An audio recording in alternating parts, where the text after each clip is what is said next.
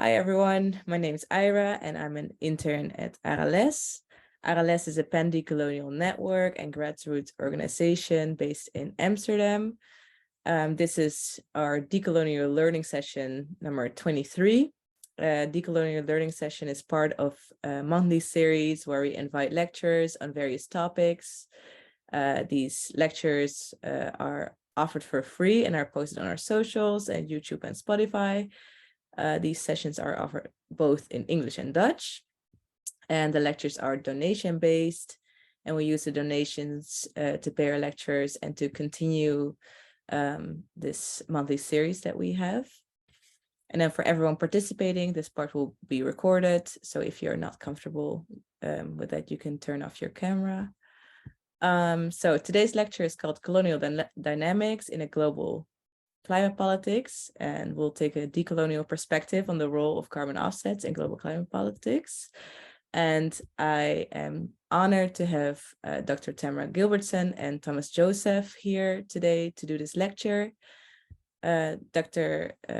Tamara Gilbertson is an activist scholar, a researcher, and writer.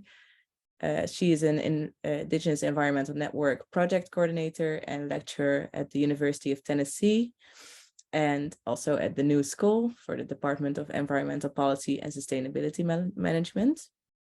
Alongside of that, there is Thomas Joseph. He's a member of the Hoopa Valley tribe based on Turtle Island. He is also a carbon pricing educator at the Indigenous Environmental Network. Yeah, so for everyone here, thank you so much for being here. I'm very much looking forward to the lecture. And at the end of the lecture, there will be a Q&A session. So if you have any questions, feel free to write them down or post them in the chat. And then we hopefully get to it at the end of it. And I'll give the floor to Tamara and Thomas. Great, thank you so much. And thanks to everyone for being here. And for those of you who tune in later on the social platforms, welcome. We're going to talk a little bit today about climate change policy and how this relates to understanding decolonialism. But to do that, we're going to go and look a little bit at the history. So the process for today's lecture will be looking at a historical background, going back to the mid-1990s or early 1990s, taking us up to the Kyoto Protocol. We'll look a little bit at some of the false solutions that have come out of the Kyoto era, and we'll take a little bit of a deeper dive into trying to understand carbon trading and how some of the carbon pricing systems work. And then we'll look at the Paris Agreement. Specifically, we'll look at Article 6. We'll talk a little bit about finance as well. And then we'll spend the rest of the time looking at the current trends. This lecture will run somewhere between 45 minutes and an hour. So take a deep breath. All you need to do is sit back and relax, maybe take some notes and listen, and we'll get started here. When fossil fuels are underground, let's start here. When they're underground, they are safely stored underground in the form of fossil fuels. And it's taken the Earth thousands and thousands of years to be able to transform living material into fossil fuels that are underground. They don't impact necessarily the atmosphere that we live in or the biosphere. But over time, as fossil fuel extraction has increased since the Industrial Revolution, burning and combusting fossil fuels have created not just CO2 in the atmosphere, but other types of pollutants as well. And that buildup is what we know as one of the things that is causing climate change by trapping in the heat, of course, in the atmosphere and biosphere. Now, the reason that I show you this is because we'll come back to this later. It's really important when we start to think about carbon offsets and trying to understand forest offsets specifically, why it doesn't really work or why it can't work. Because ultimately, it takes thousands and thousands of years to trap fossil fuels.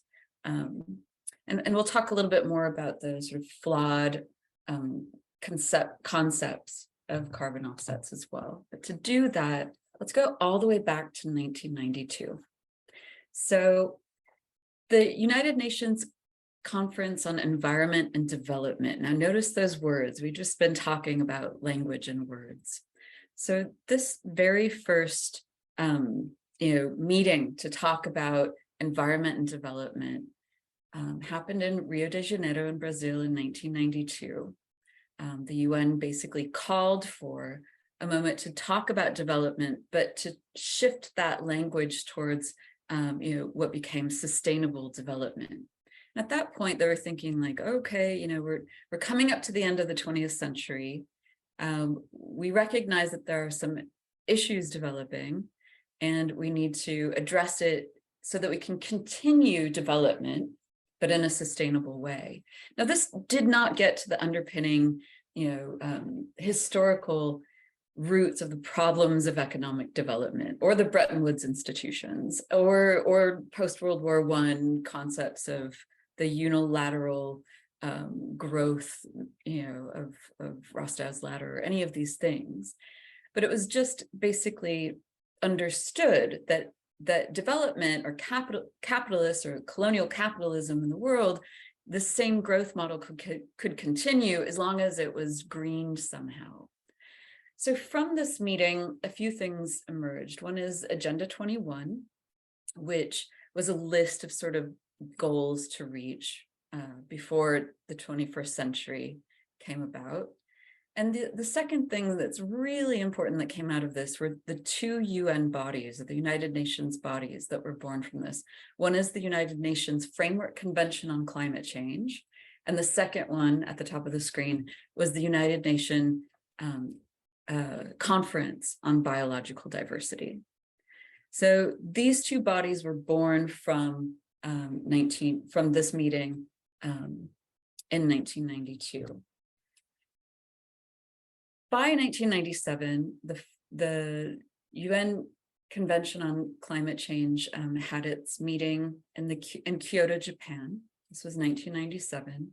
And this was where really sort of this protocol that came about, whereby the parties or the countries involved at that point were to agree upon reducing emissions.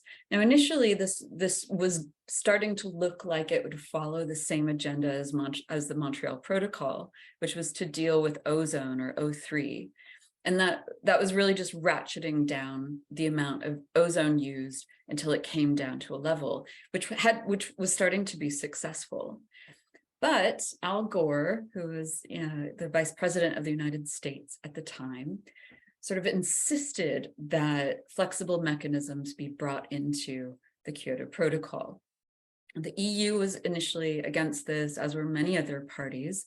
Of course, the EU was not against privatization overall, but it was met with a fight.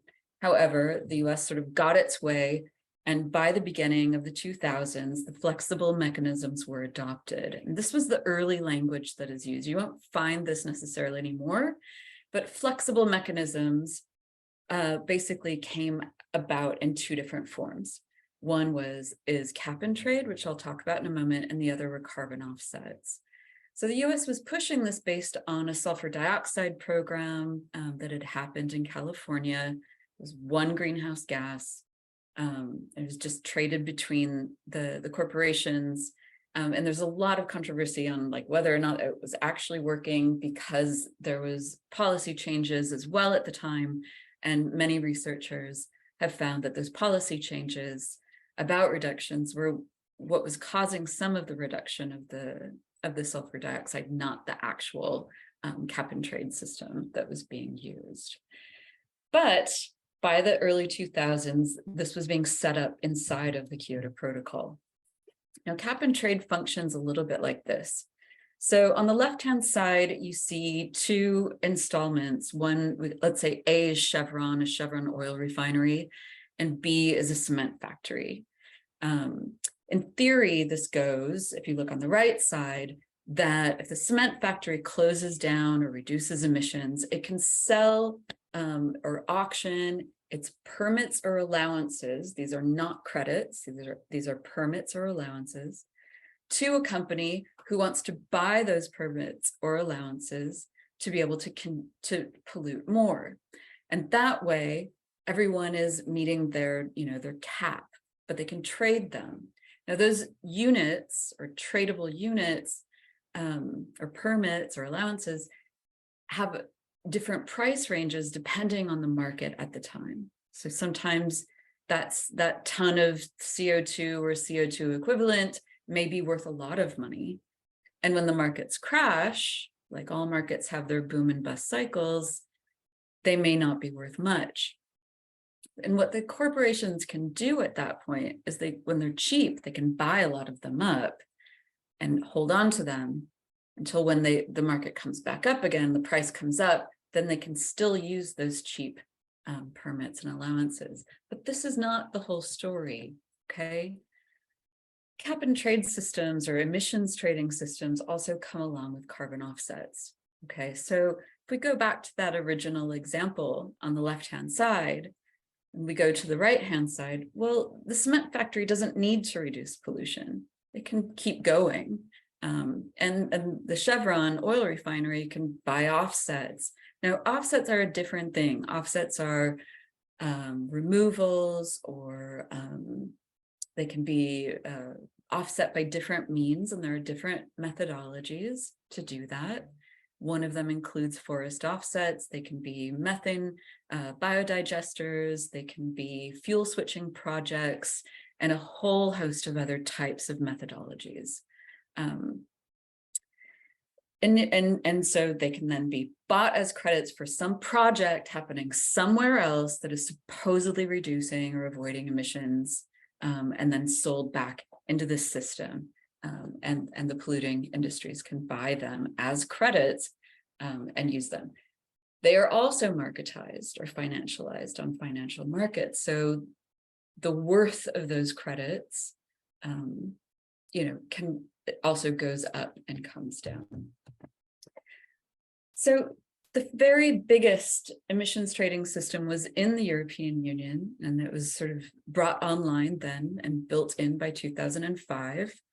Other ones included the Japanese system, New Zealand, Australia has been in and out, the Canadian system has been in and out, and has been built up in a different way. I can talk about that another time. But these were the sort of like beginnings of really big emissions trading systems or cap and trade systems in the world. To complement that, to be able to get offsets, the Kyoto Protocol recognized something called common but differentiated responsibilities. And that meant that countries in the global north did need to reduce their emissions 5.2% based on their 1990 levels and ratchet them down.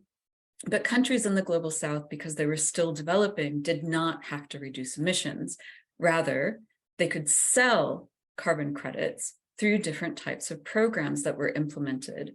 And those carbon credits or offsets could be sold through what was called the Clean Development Mechanism, or the CDM. And this is, and still today is, the biggest carbon offset program in the world. Now, this is shifting because of Paris, which I'll talk about later, and we will come back to. So remember the CDM, okay? And notice the language there. Clean, development, mechanism, and we'll talk about what the new one's going to be called, and it shouldn't surprise you at all. So there was also joint implementation, which took place in mostly, not only, but mostly the former Soviet bloc countries. And then there was a very small voluntary market, which was outside all of these systems, just sort of like Joe down the street set up a company, and it was kind of like a small thing initially. And then it was sort of taken over by the Chicago Stock Exchange, and then that crashed. And then we kind of thought voluntary markets were just not going to be a thing by the early 2010s, 2011, but that was not the case either. And I'll talk about that in a moment. And then, of course, later on by 2007, REDD+, or reducing emissions from deforestation and forest degradation, came online. And I'll talk about that in a moment as well. So today, the European Union emissions trading system has over 12,000 installations or sites of factories that are used. It's over 30 countries. It is shifting. It has been the largest cap and trade system in the world, but that is shifting now with with Paris coming online, and there's been a lot of changes. But I want to look a little bit back at some of the failures. So by 2012, 2013, we really thought we had won this battle because the market crashed so hard, which we had predicted in the early 2000s that it would, that it crashed to about a third of its value. So that the permits were just really not worth that much anymore. And so the EU did what every state does when the markets fail, is they come in and they say, all right, well, we'll just pull all these, these surplus permits out and it'll boost up the price again. That's exactly what the EU did in 2015 by creating what was called a backloading program.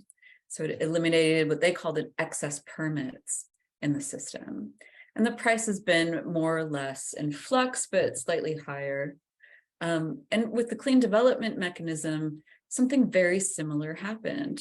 By 2013, the credits were almost worth nothing at that point. And we thought that we were winning. We were like, see, this is not going to work. This is exactly what we thought. But again, within capitalist systems, we see how, although, the sort of neoliberal capitalists will say we need no state intervention, they're always very happy for state intervention when it means propping up the market. And so that is exactly what happened here. Also, very similar programs happened to retire permits and like try to reorganize them by creating NAMAs and different types of sectoral credits and a whole host of programs that came in to remedy this situation. But ultimately, we've seen after all of these years that these types of market-based, financialized programs just really don't work unless the state comes in and sort of tinkers with how capitalism functions so that the market can function in the favor of the capitalist elite. Now, there are different types of markets, right? So especially when we're talking about offsets. So on the left-hand side are the big international and domestic compliance markets. Compliance markets means that they are sort of overseen by a state or a party or some type of institution that is monitoring them. On the right-hand side, you see the voluntary markets. These are not overseen by a state or an institution, but rather by the private sector. Okay, and so we're going to talk about this more as we go along.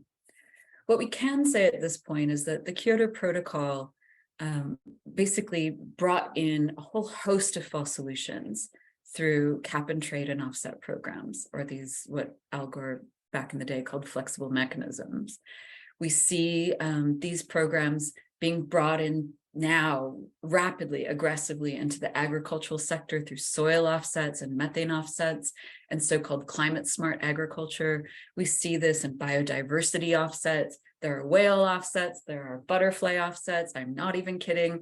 We'll talk about 30 by 30. We can talk about that later in discussion as well. And what has recently come out of the Conference on Biological Diversity, the last one being in Montreal in this past December 2022.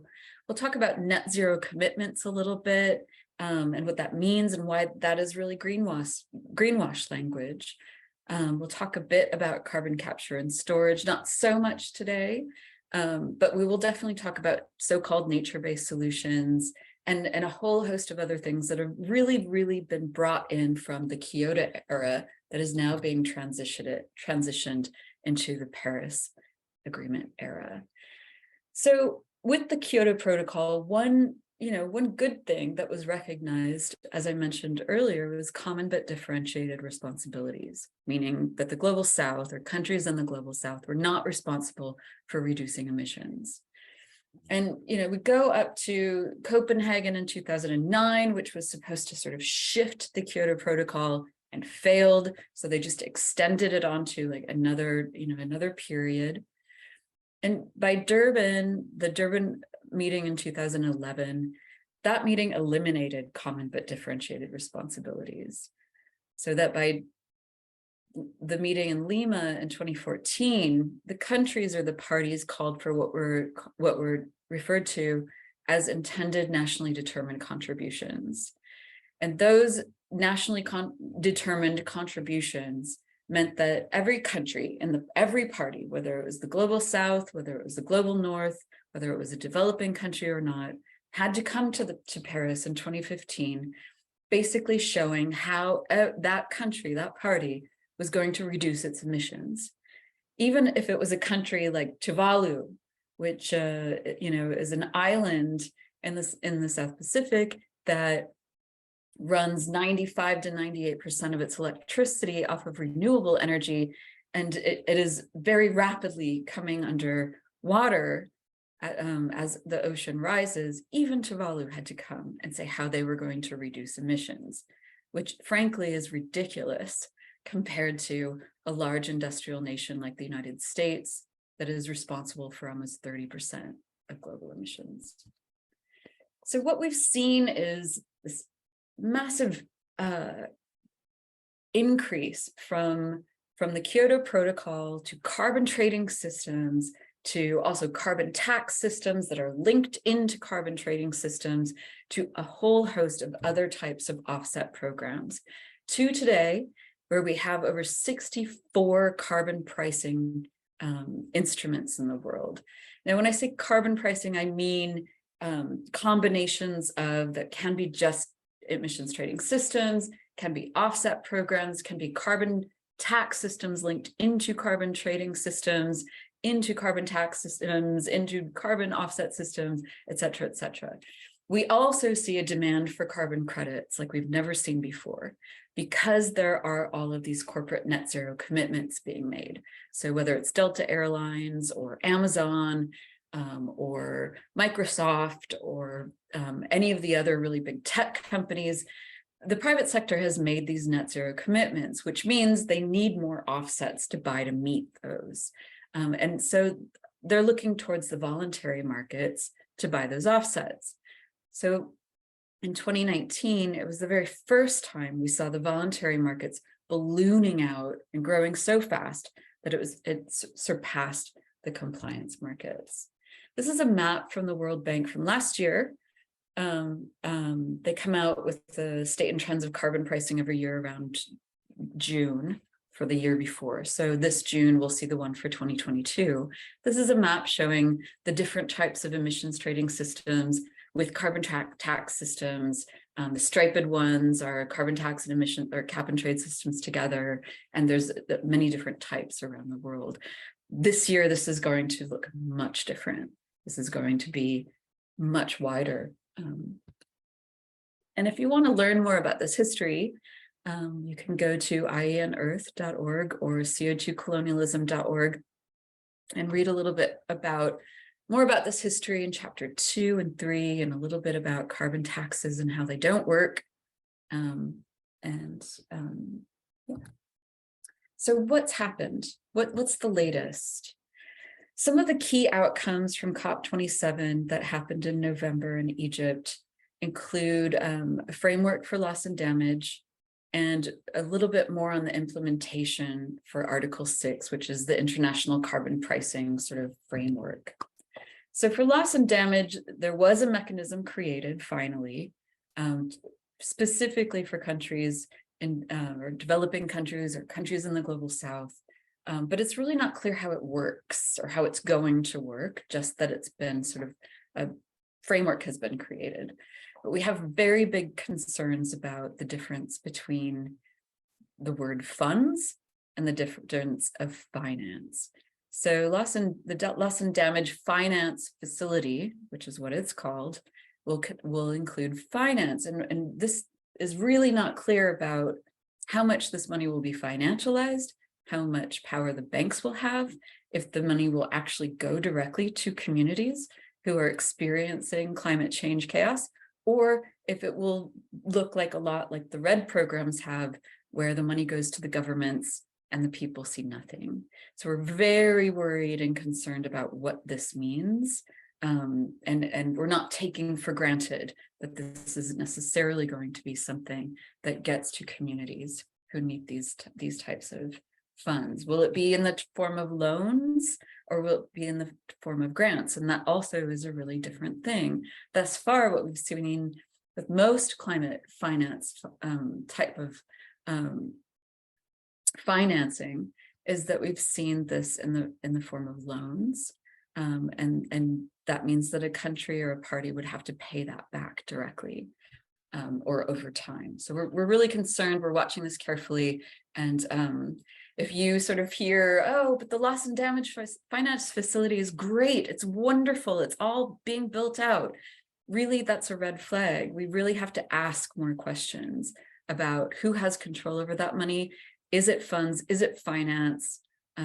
How is it controlled, and who's going to be basically supporting this, etc. But let's talk a lot about Article 6. So Article 6 of the Paris Agreement has three main components that will now make up the carbon pricing compliance systems over the entire world. It is not yet built out yet. They're still working out some of the implementation questions, and we'll talk a bit about what those are and how that works. So, but let's talk a little bit about what it is. Like, what is this before the how part? So Article 6.2 is what's called the cooperative approaches. And this basically means that, do you remember when we just talked about the nationally determined contributions, right? So the parties come, they say, this is how much we can reduce. This is what we're going to do to reduce our emissions. This is our contribution, okay? Within those nationally determined contributions, parties and governments can use their emissions trading systems or their cap and trade systems to exchange with one another through units called internationally transferred mitigation outcomes, or ITMOs. And ITMOs sort of function like offsets in a way between countries or parties to be able to reduce emissions. So, for example, if Ghana reduces emissions by shutting down a cement factory, it can then say, we've reduced this much emissions in our country. We have these many ITMO units to put onto this platform. And another country like Canada, for example, can say, well, we've increased this much and we're going to use those ITMOs. So it really does function very similarly. And then different emissions trading systems as well can be used inside of that system. It remains to be seen what the platform is going to look like. It remains to be seen how this is going to be monitored. There are still big ongoing discussions about this. And again, we don't know what the ITMOs will be necessarily. Like, what is a reduction? Is that a reduction that comes through climate smart agriculture programs, through RED, through forest offsets? Are these just credits and offset credits that should then be used in a different system? How are ITMOs different? These are all of the questions. We still see the same problems with double counting, leakage, additionality, common timeframes of countries. And so again, none of these questions have necessarily yet been answered. And 6.4, this is the sustainable development mechanism. Now, remember when we talked earlier about the clean development mechanism of the Kyoto Protocol, this will now be taken over by the sustainable development mechanism. Notice the language here, okay? And for those of you who were with us in the first part of this, we talked a lot about where did sustainability come from, or what does development mean? So it's no surprise that we see that language replicated here either. But the sustainable development mechanism will basically be like the really big offset sort of space for carbon credits to be bought and sold and exchanged.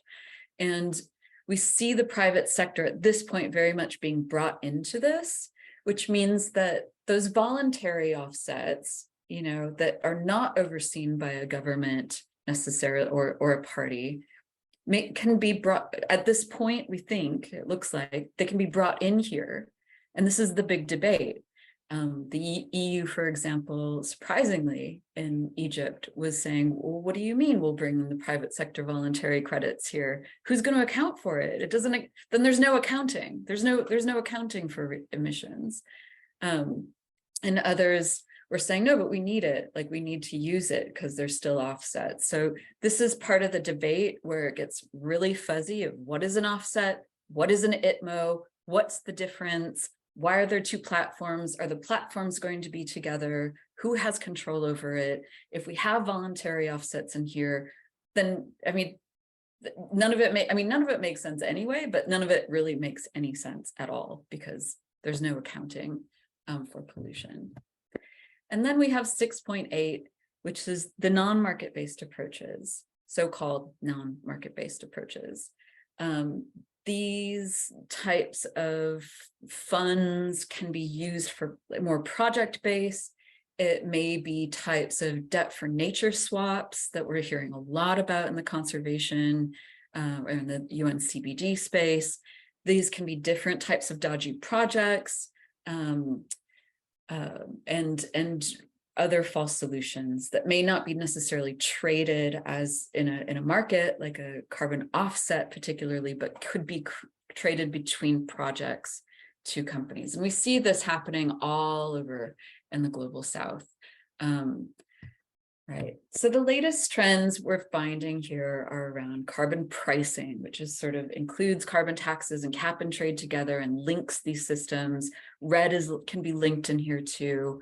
We see RED being embedded into different types of voluntary schemes and carbon tax schemes and different type of funds, the loss and damage financial facility, the financialization of nature inside of carbon pricing. And this becomes really difficult to start to track because a lot of it gets sort of embedded inside of these same systems. We see the voluntary market proliferation massively increasing because of the private sector net zero emissions pledges. And underneath net zero, we see sort of two major lines. Really, there's three, but one is what's called nature-based solutions. That is biological offsets. That includes soils, agriculture, lands, forests, oceans, and wetlands.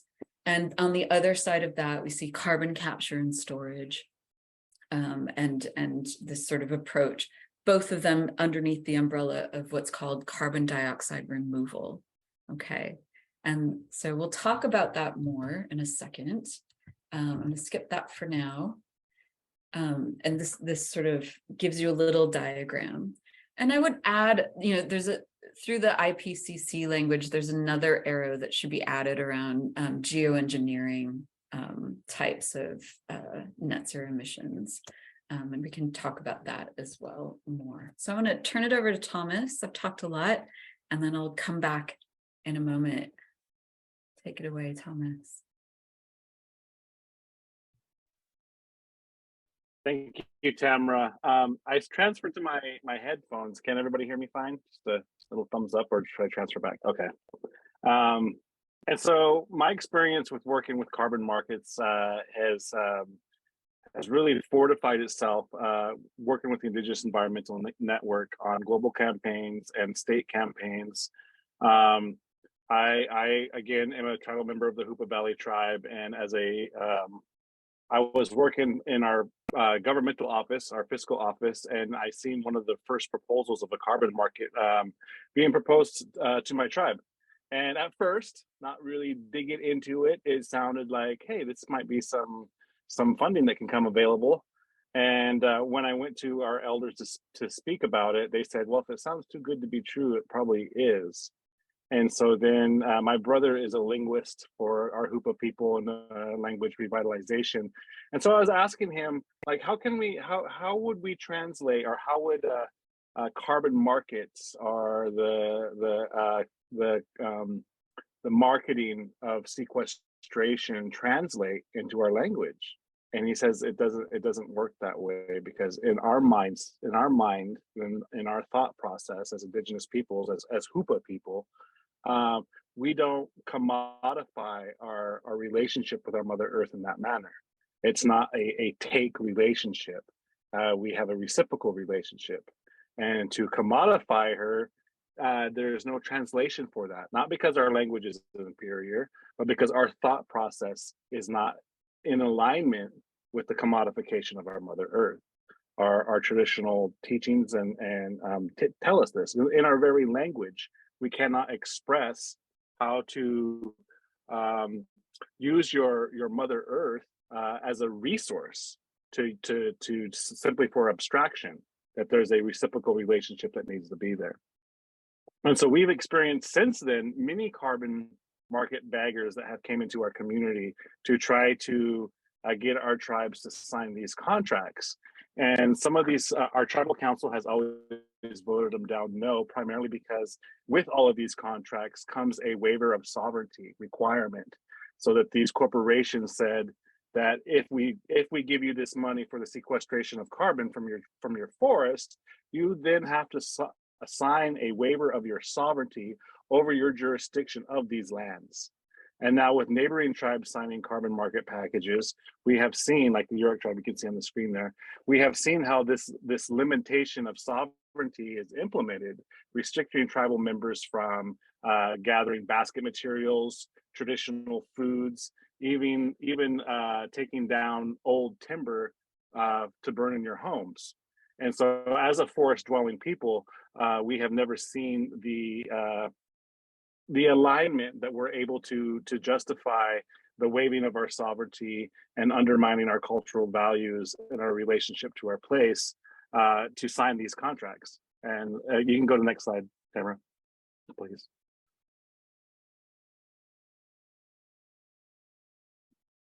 And so what we have seen is what we consider is treaty signing phase 2. And as the US government has never abided by any of the First Nations agreements that they have made with our indigenous peoples of Turtle Island, every single treaty has been broken.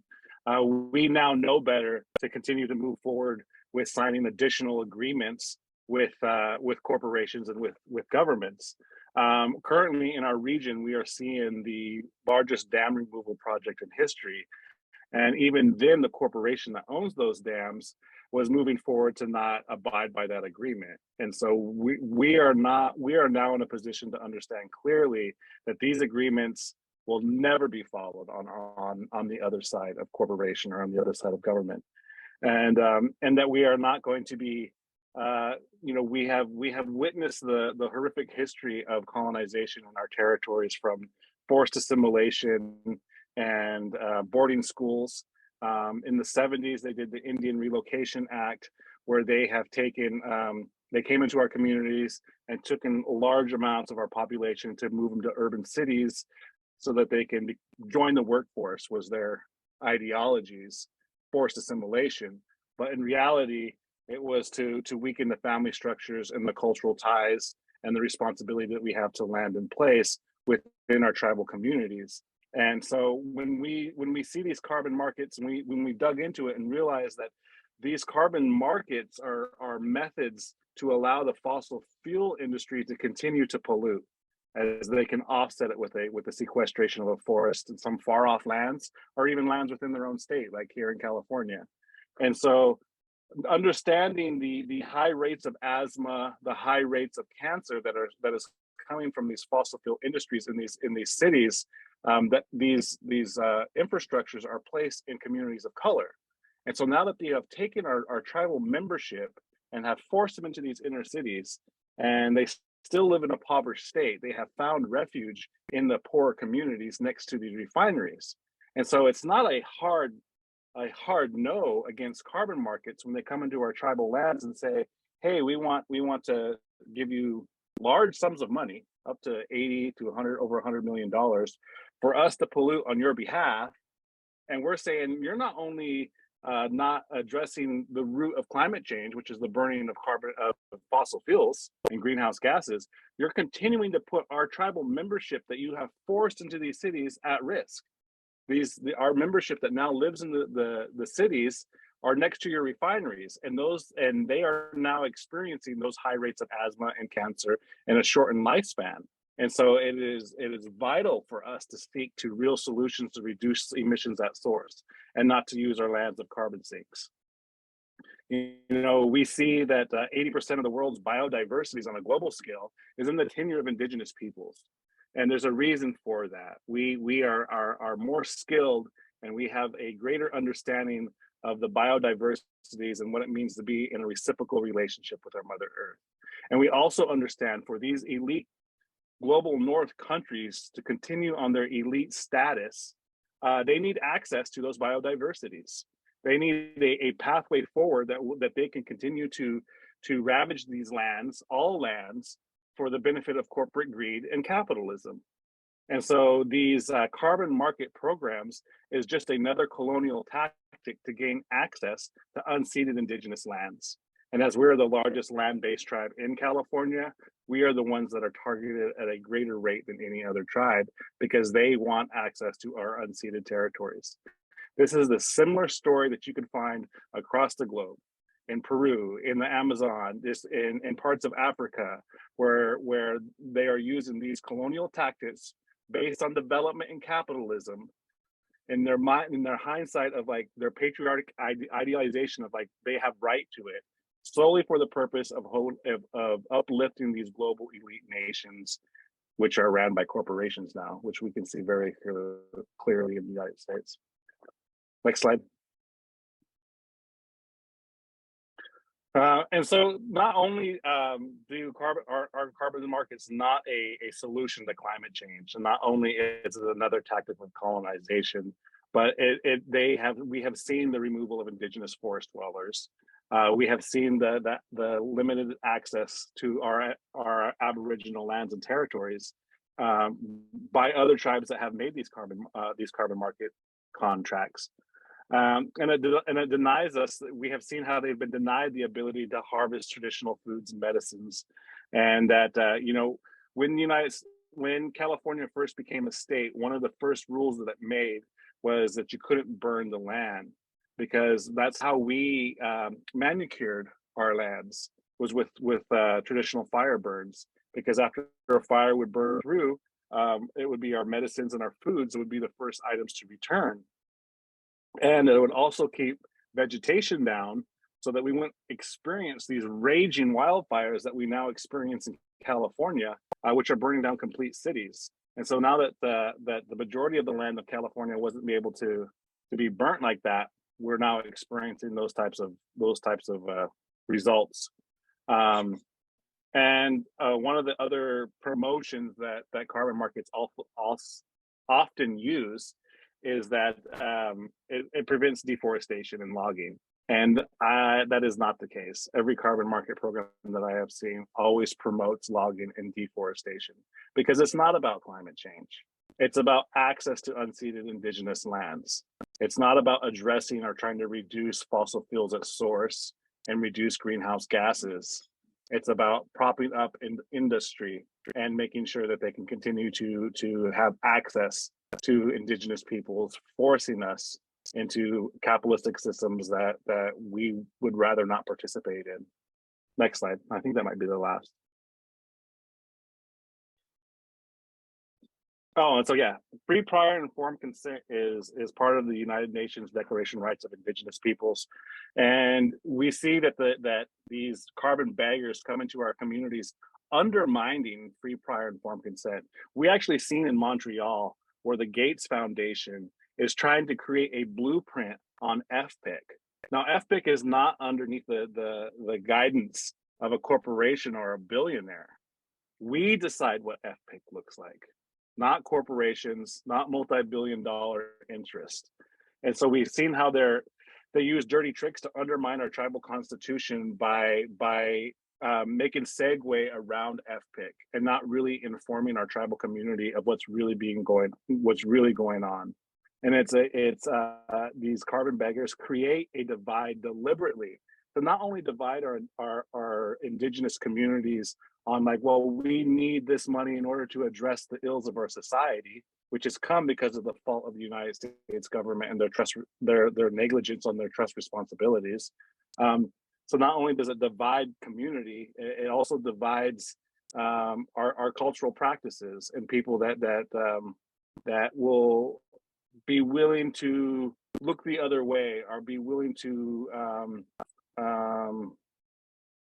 not defend, I guess, their cultural identity for the purpose of capitalism. And we also see that these carbon market schemes divide the environmental networks. The environmental people, the environmental organizations across the globe that are pushing for justice, some of them are down for carbon markets. Some of them are down for net zero pledges, but it doesn't reduce greenhouse gases at source. And so it divides the communities, having us not really look towards real solutions, but spending all these times on these false solutions. We've seen bribery. The first carbon market program that came into our tribe was from an outsider, and now they bribe tribal members to push their agenda within our tribe. And at the end of the day, it's just all greenwashing. They greenwash the hell out of climate solutions, and they pitch our values against our self-interest. Thank you. Oh, I had more slides than I thought. I'm so sorry. But you know, when we look at the predicament that tribal nations are in, the lack of capital, extreme poverty, patriarchal leadership, this all plays a role in why some tribes want to accept these carbon markets, that we've actually been groomed for them through forced assimilation and dependency of the United States government. You know, these carbon beggars, if the United States government were to honor their treaties, our communities would not be in the vital state that they are in. That we are in this lack of capital and extreme poverty because the federal government fails to meet its treaty obligations as it has with us. I think that's it there, though, for sure, this time, Cameron, right?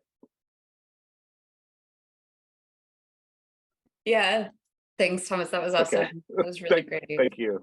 Yeah. So yeah, just a few more points, and then we'll wrap up this lecture. I just want to sort of show the cyclical nature of this and why, you know, why carbon trading and carbon offsets have failed to work as well. So, for example, here we have tar sands in north of the Medicine Line, or in so-called Canada, or down here in Ecuador, where, you know, there's like massive amounts of extraction and fish kills, and this is an oil spill in Ecuador. And then, you know, we see the extraction sort of sent to refineries in different places, like, for example, up here, this is the example of Chevron. Then, you know, this was the explosion in California a few years ago, in Richmond, in the Bay Area, and the refineries.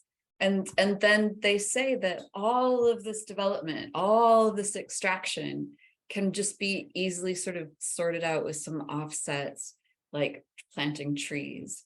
In the California cap and trade system, for example, I did a little dive on it, and I believe it's something like 70% of the forest offsets come from Alaska. So the offset programs inside of the California cap and trade system don't have to be in California, they can be anywhere. There's also RED programs that are in the California cap and trade system that are in Brazil and Mexico. And, you know, this also, as Thomas pointed out, with these forest offset programs, it doesn't mean that they stop logging. It doesn't mean that they stop pulling the trees out of the forest. It means that they may start doing what's called forest management, which, like, they'll still pull down trees. They'll just do it in a slightly different way, maybe not as much, or in different types of systems. So we see the cyclical nature. And if we go back to the very first slides of, what it means to keep fossil fuels underground, like this clearly is not going to stop climate change, because what we have to do is we have to keep fossil fuels underground, full stop, without extracting them. And we have to find a way to reduce fossil fuel usage and make it go down this direction, much like has happened with ozone. So we did talk a little bit about how the voluntary markets have ballooned in the last 4 years or so, with all of the big airlines getting involved, all of the money from big tech saying that they're going to be net zero by 2030 or net zero by 2040 or 2035 or whatever their net zero target is. But inside of those net zero goals, a third of that section, which is called scope 3 emissions, is basically offsets. Okay, so even the UN has set up an advisory board to look at the legitimacy of these voluntary offsets coming from the private sector, and that project is happening. Yet they still don't call out the false solution of this net zero language, because the net on the net zero means that they have a ledger, right, of all of the pollution that comes out of an industry, and they add it all up, and the net is the thing that they subtract it from to get zero or close to zero, and that net line is the offsets that they buy. So it's really just the same thing, but of course it's flashy language, and the public eats it up. The public buys it because people generally don't have we don't have a place in the world where there's really good climate change education yet. So, but I guess that's why we're all here, right? To try to work on that. So we looked at that slide. In the voluntary markets, there are developers, there are project managers. A lot of them are linked into conservation NGOs that do this type of work, that go out to find communities like Thomas's community, try to get them to sign these big contracts so they can then sell these fictitious credits to big polluters. We're seeing a really big push right now inside of the soil and agriculture offsets.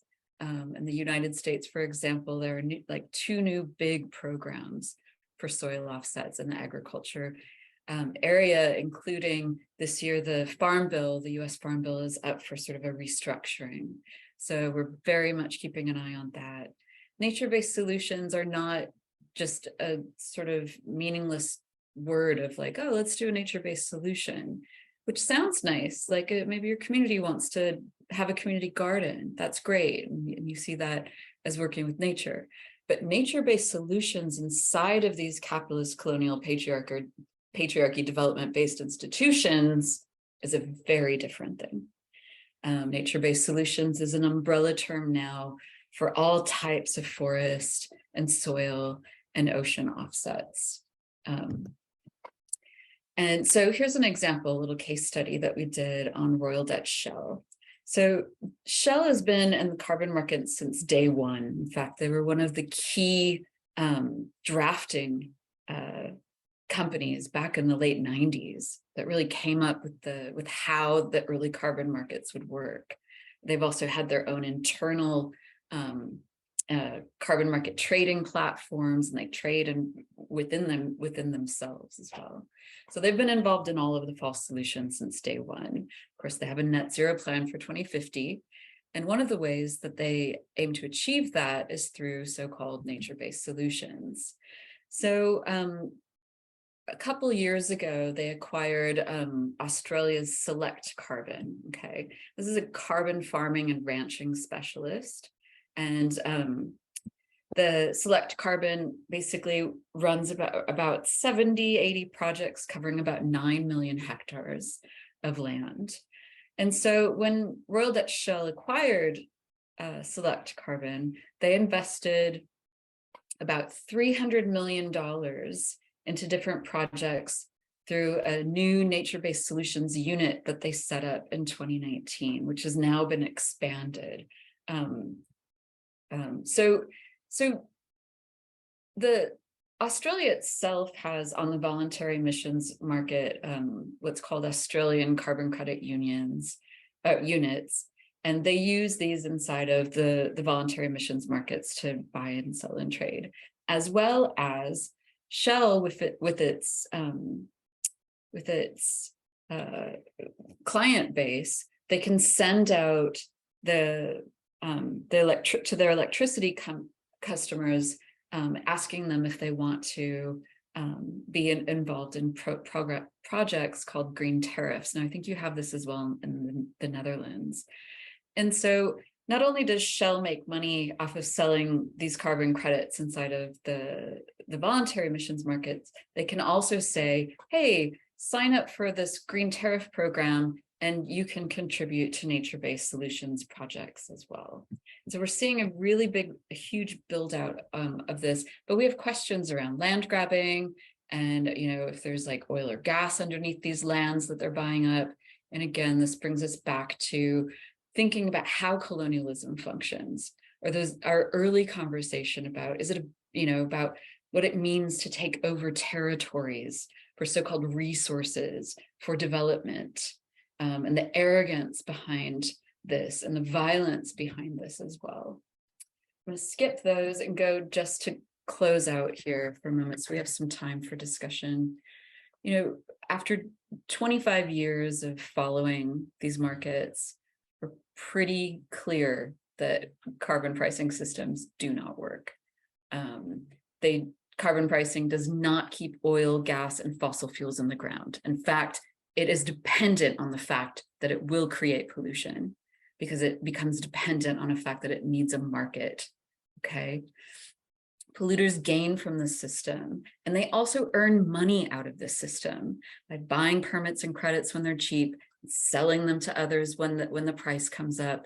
They know how to make money. They know how to game the system because they've been doing it for a long time, and because they also created the rules themselves. I can't remember the exact number, but there was an estimation that at the last conference of the parties in Egypt, that there were more fossil fuel lobbyists there than there was civil society. Communities rarely see these big revenues, okay? Especially like in programs like RED, we see in a lot of these programs in Colombia and Brazil, it's the state and the governments that get the money for this and not the communities, okay? Or the money is divided out very little by a few different groups, but it's not the communities themselves that are doing this hard work. In Colombia, I was recently told by colleagues that it's basically like a slush fund for the government to use for whatever it is that they need to pay for. And it divides communities, like Thomas pointed out, and it divides social movements as well.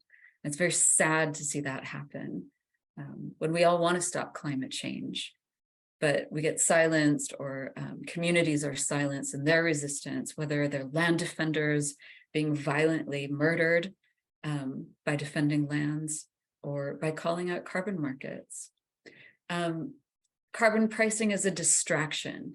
These systems distract us from the important and vital work that we need to be doing to create just transitions right now. This is so much money. These are trillions of dollar markets that we could be using instead to work on eliminating poverty and changing and shifting an unjust paradigm that continues to perpetuate dangerous climate change. And this is urgent. This is an urgent issue.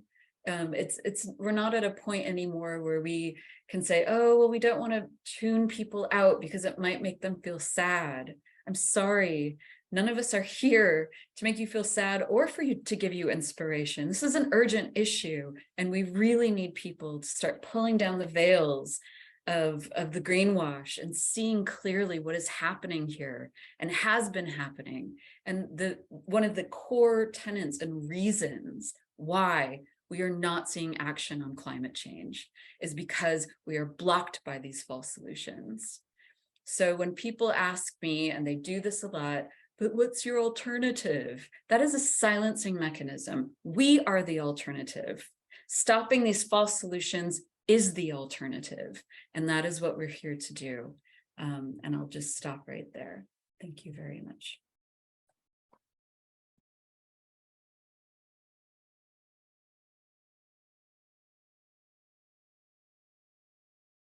Thank you so much for that amazing talk. I think now would be a great time to maybe go a little bit more in discussion about this, or Q&A.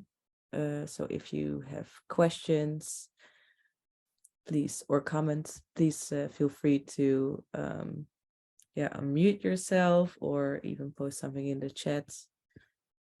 Yeah, that would be great.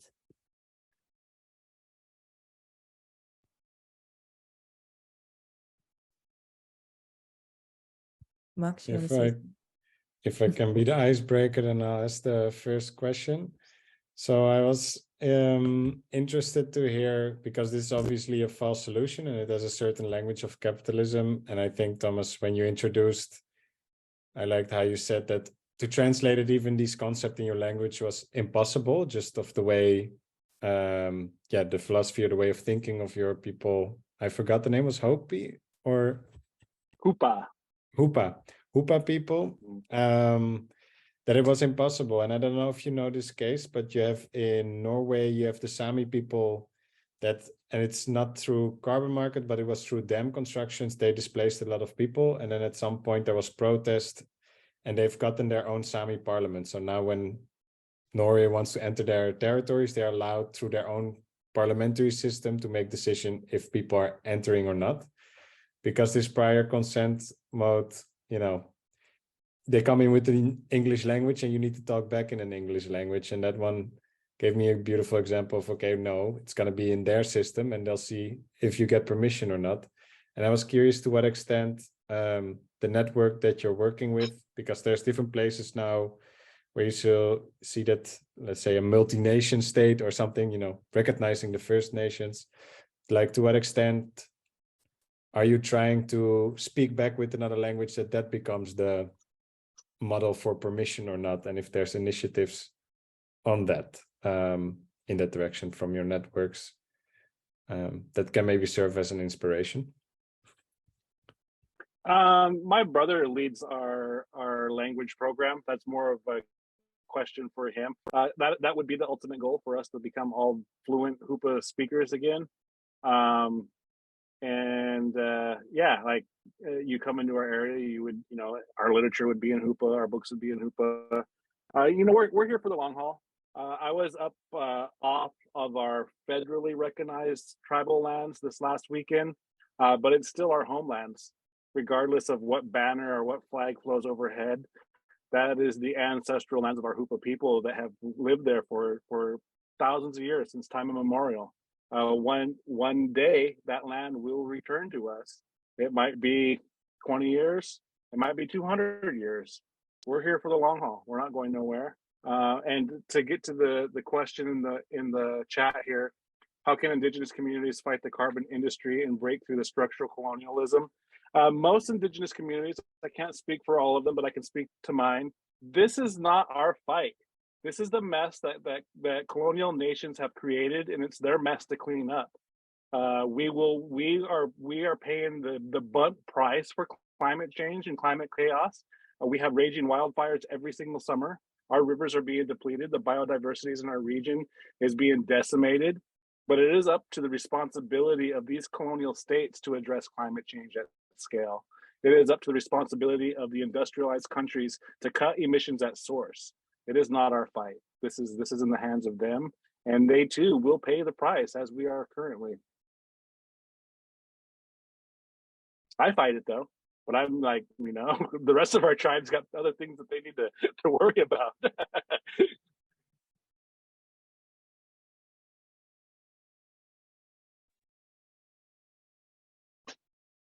There's also another question in the chat.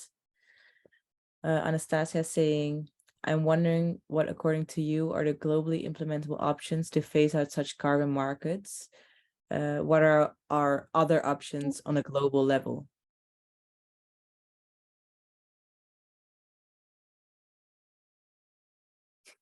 Okay, I'm getting the nod from Thomas. I know that nod. Oh yeah, that's a So yeah, well, we have to fight.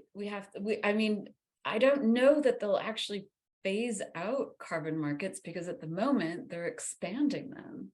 And as like we talked about with Paris, the Paris Agreement Article 6 markets have not been completely constructed. They're still working out some of the finer implementation details. But that, for example, I mean, for all of you, you're quite close to this.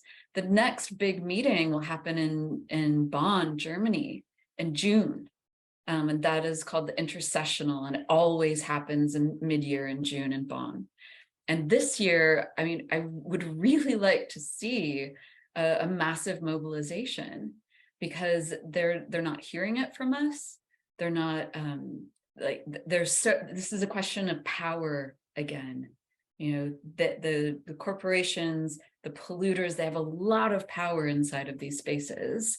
And I mean, frankly, you know, we couldn't protest in Egypt in November.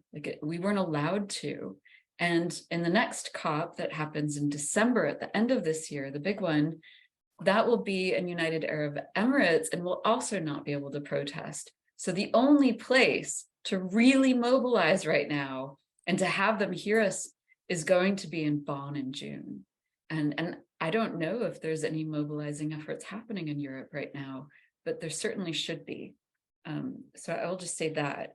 And then beyond that, beyond the sort of mobilizing aspect, we all there's just so much education work that needs to happen on this subject, because they make it complicated as well on purpose, right? And so, and that makes it really difficult to explain it. But however, all of the details aside, it comes back to some very basic points, and we don't need to get lost in the details to understand that, you know, phasing out extraction and keeping fossil fuel in the ground is what needs to happen.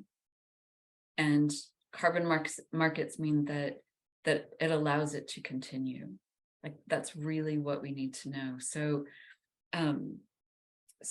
But that education and fight, you know, and blocking through the greenwash is really important. So I'm just so grateful that you're all here today. And I hope that you'll take this message, you know, to more people that you're working with, and to more people that you encounter, maybe, and continue spreading this word, or being involved in mobilizing, or you know, doing some of this research if you're researchers, or if you're in the academic circles, like, you know, really calling out some of your colleagues who are seeped deeply inside of this stuff.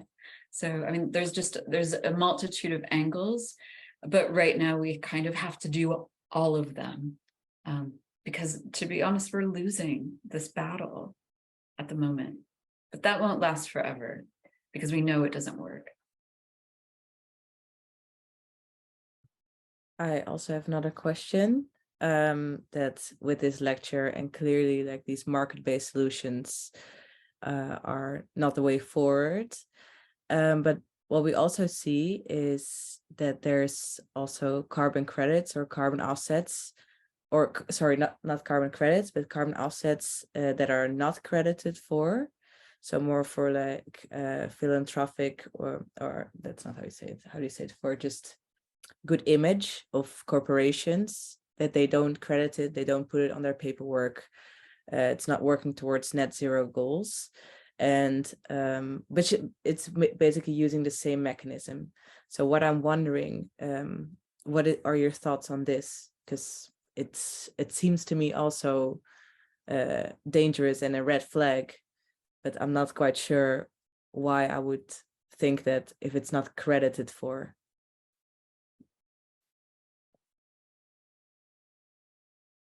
Do you mean in the voluntary market, or do you mean like a non-market based approach, like payments for environmental services?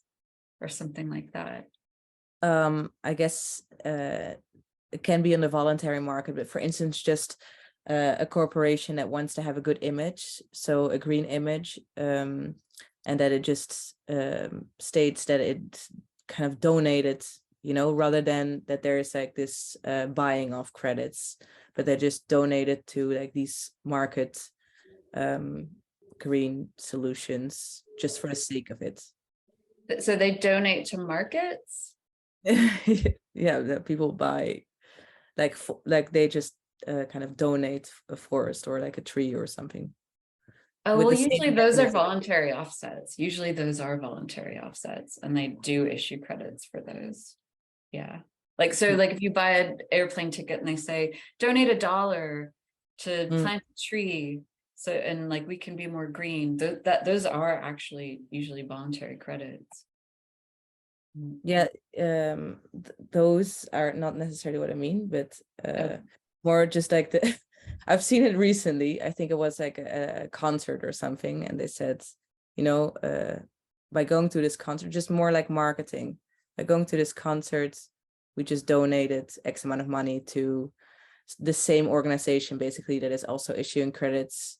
Or Yeah, well, basically they're donating money into the voluntary offset system. Like those are then pretty much voluntary credits. Like they're, yeah. Okay. I also have a question. Earlier I said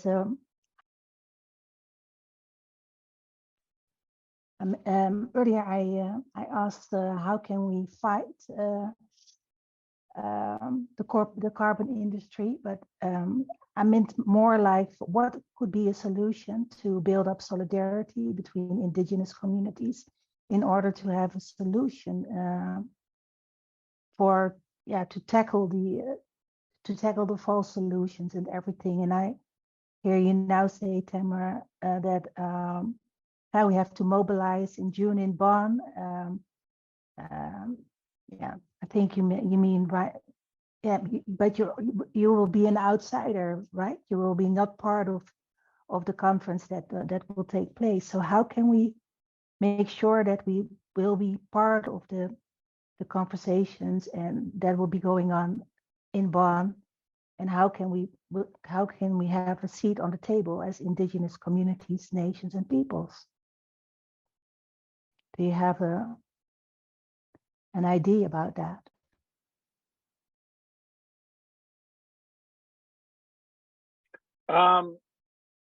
You know, there has been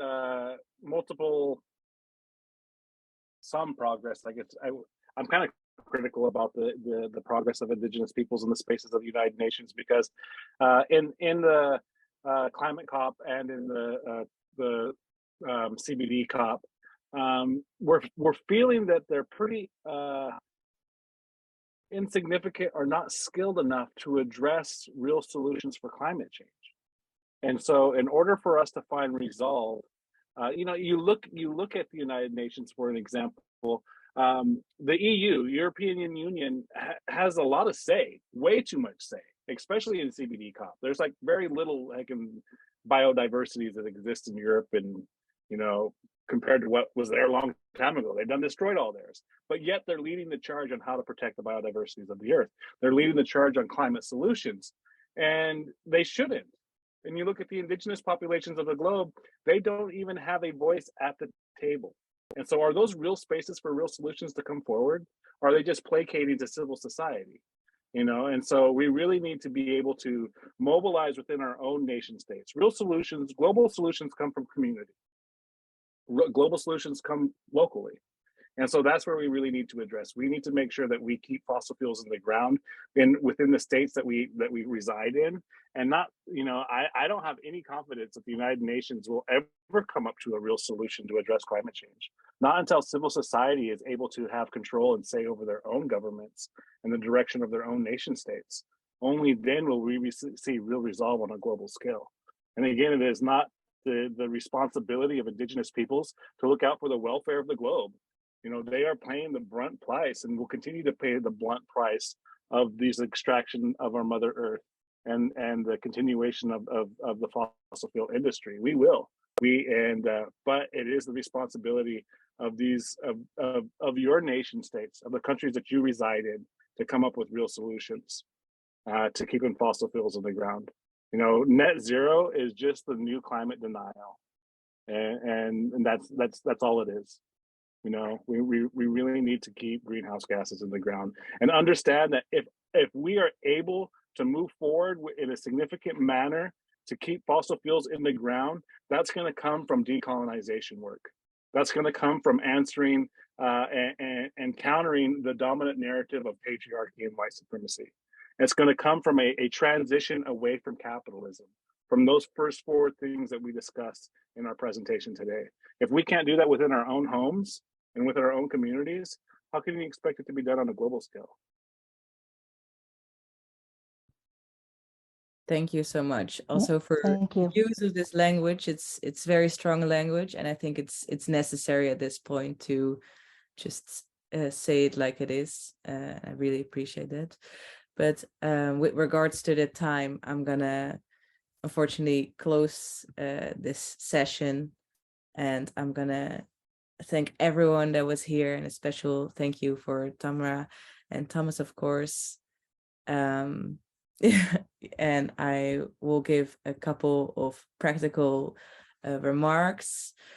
Again, that this Decolonial Learning Session is donation based. So if you wish to donate, you can find information on our website or via the email that you got. We can use that money then to pay our speakers and continue this monthly series. Also the recordings, you can find them on YouTube, on our website, and there will also be further readings. So more additional information via the websites that I highly recommend everyone taking a look at with regards to this topic. And lastly, if you wish to follow along on the future activities of Arales, I recommend subscribing to the newsletter to be updated on everything, and otherwise following along on our socials, Facebook, Instagram, and YouTube. And yes, again, thank you so much for sharing this message with us today.